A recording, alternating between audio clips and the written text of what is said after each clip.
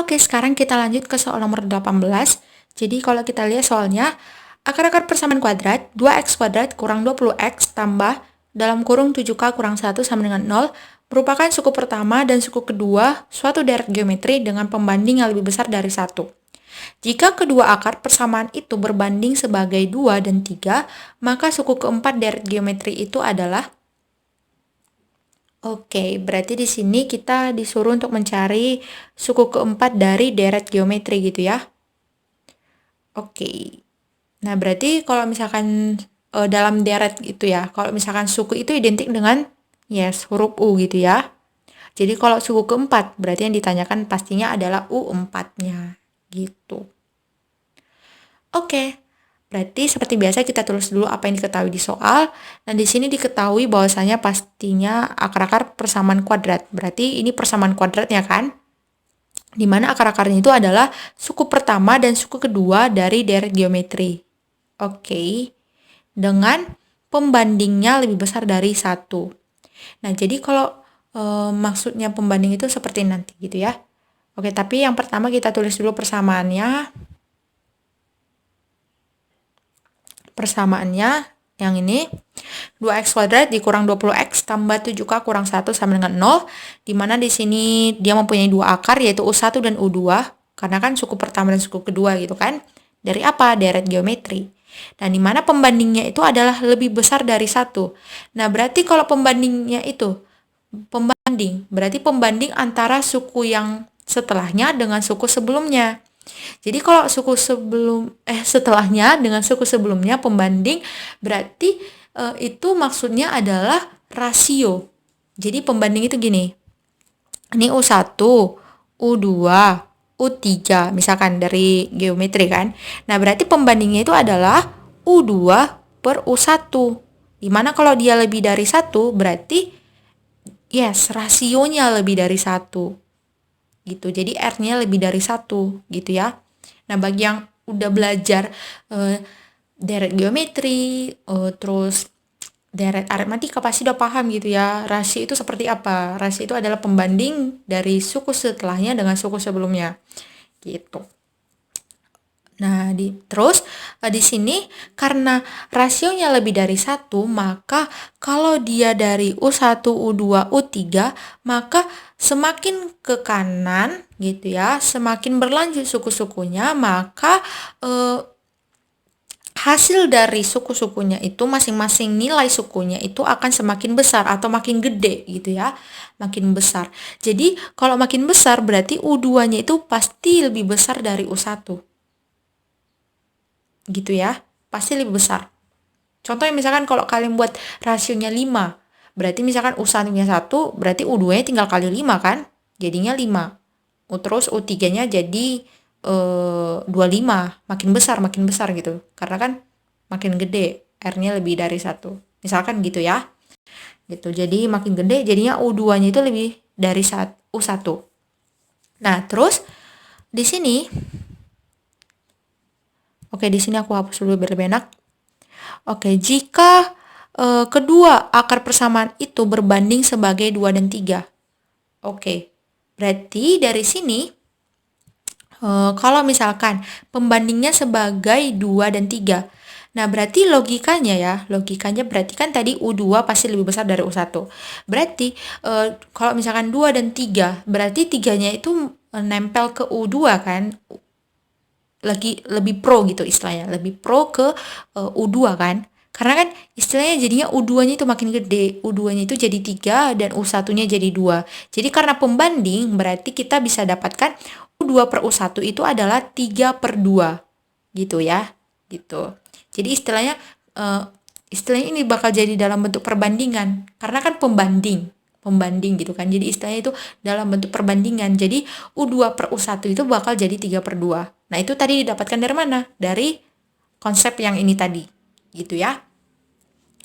Oke. Nah, sehingga tadi karena kita udah sampai ke yang diketahui, sekarang yang ditanyakan adalah suku keempat dari deret geometri itu. Nah, berarti yang ditanyakan adalah U4-nya. Nah, terus di sini ada untuk K gitu kan. Nah, berarti kita akan mencari U4-nya dan kita akan mencari K-nya itu dalam bentuk apa? gitu. Apakah dia sembarang, apakah K-nya sama dengan 7. Nah, gitu ya. Jadi kita mencari dua penyelesaian gitu ya. Gitu. Oke, berarti di sini yang ditanyakan adalah U4. Ya, gitu. Nah, karena kita udah tahu nih apa yang diketahui dan ditanyakan, sekarang kita ke penyelesaian untuk menjawab soal ini. Oke, seperti biasa, berarti kita di sini coba fokus yang ke diketahuinya dulu. Nah, di sini kita coba ambil ke pembandingnya, yaitu U2 per U1 sama dengan 3 per 2. Nah, karena ini tuh perbandingan itu kan berarti kita membuat suatu bilangan itu menjadi sederhana kan. Nah, berarti ada sesuatu yang membagi itu menjadi sederhana. Katakanlah yang membuat itu adalah P. Jadi, kita coba kalikan 3 ini dengan P dan 2 ini kali P. Kenapa? Tujuannya supaya ini tuh nggak jadi sederhana lagi. Jadi, kita akan mencari P supaya kita bisa mendapatkan nilai dari U2 dan U1-nya. Gitu ya. Jadi dari sini kalau dari pembilangnya kita dapatkan U2 sama dengan 3P dan U1-nya adalah 2P. Nah, inilah dia. Nah, lalu dari sini kita coba ambil dari akar-akarnya ini tadi. Di mana akar-akarnya ini kan tadi berarti kita coba cari jumlah akarnya dulu ya. Jumlah akarnya. Nah, jumlah akarnya itu berarti karena akarnya U1 dan U2, berarti jumlah akarnya adalah U1 tambah U2. Nah, berarti kalau jumlah akar, berarti dia itu rumusnya, yes, B per A, atau min B per A. Nah, berarti min B-nya dari variabel X, min 20, berarti min kali min 20 per A. A-nya itu dari variabel X kuadrat, per 2. Jadinya min kali min 20 adalah 20 dibagi 2, jadinya 10. Nah, gitu ya. Nah, terus tadi U1 dan tambah U2, kita coba jumlahkan yang ini. Gitu ya. Dimana U1 tambah U2, berarti 2P tambah 3P kan? 2P tambah 3P, dimana tadi hasilnya ini 10. 10. Nah, berarti 2P tambah 3P itu 5P. Nah, berarti 5P sama dengan 10, berarti P-nya kita tinggal bagikan saja 10 bagi 5, yaitu 2. Nah, berarti kita sudah dapatkan bilangan yang membuat U2 dan U1 ini menjadi dalam bentuk perbandingan yang sederhana. Nah, berarti kita udah gampang sekarang untuk menentukan nilainya. Nah, berarti nilainya, berarti karena kita udah dapatkan P, berarti U2 itu kan 3P. Jadinya sama aja dengan 3 kali P. Nah, kalau kita ganti P-nya 2, berarti U2-nya sama dengan 3 kali 2, yaitu 6. Dan U1 berarti 2P. 2P berarti 2 kali 2 sama dengan 4. Gitu. Oke, berarti kita sudah dapatkan nilai U1 dan U2-nya. Berarti kita sudah dapatkan akar-akarnya. Nah, sekarang kita coba fokus ke geometrinya gitu ya.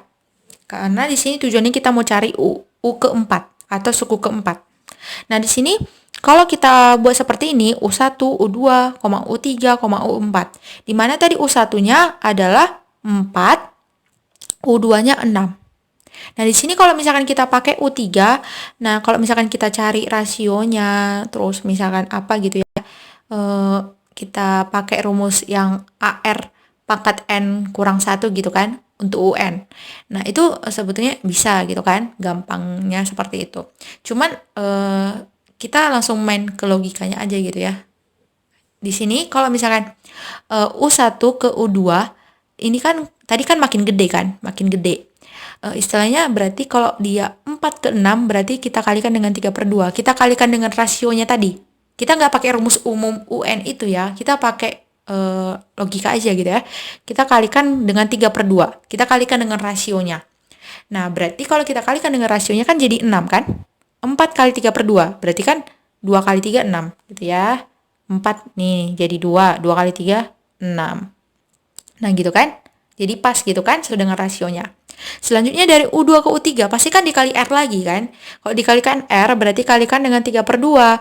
Jadinya ini jadi 3, 3 kali 3, 9. Nah, berarti kalau ke U4 berarti kita kalikan lagi 9 kali 3 per 2. Berarti di sini karena 9 dan 2 ini nggak bisa dibagi, jadinya langsung aja gitu ya. 9 kali 3, 27, terus per 2. Jadi 27 per 2. Nah, jadi gampangnya kalau misalkan kita mau cari U4, kita kalikan aja seperti itu. Kecuali kalau misalkan yang ditanyakan itu adalah suku yang besar gitu ya. Misalkan U100, U1000, U sekian gitu. Nah, barulah kita pakai rumus UN itu tadi. Itu ya. Tapi kalau misalkan sampai U4 aja, kita langsung aja kalikan gitu ya dengan rasionya masing-masing suku-sukunya itu tadi. Oke. Sehingga U4-nya itu kita dapatkan 27/2. Nah, kita sudah dapatkan seperti ini, di mana 27/2 itu adalah kalau kita ubah ke pecahan campuran, jadinya kan 13,5 kan. 13 kali 2, 26, tambah 1, 27. Jadi pas gitu ya, 13/2 atau 13,5 gitu ya. Atau kalau dalam bentuk desimal 13,5. Nah, gitu untuk U4. Sekarang kita mau cari K-nya kan? Karena kan tadi ada tadi kan untuk K sama dengan berapa atau untuk K sembarang itu kan tadi kan. Kita mau cari apakah K-nya sama dengan 7 atau sembarang. Oke, sekarang kita cari K-nya. Dimana untuk mencari K-nya kita coba ambil dari perkalian 2 akar.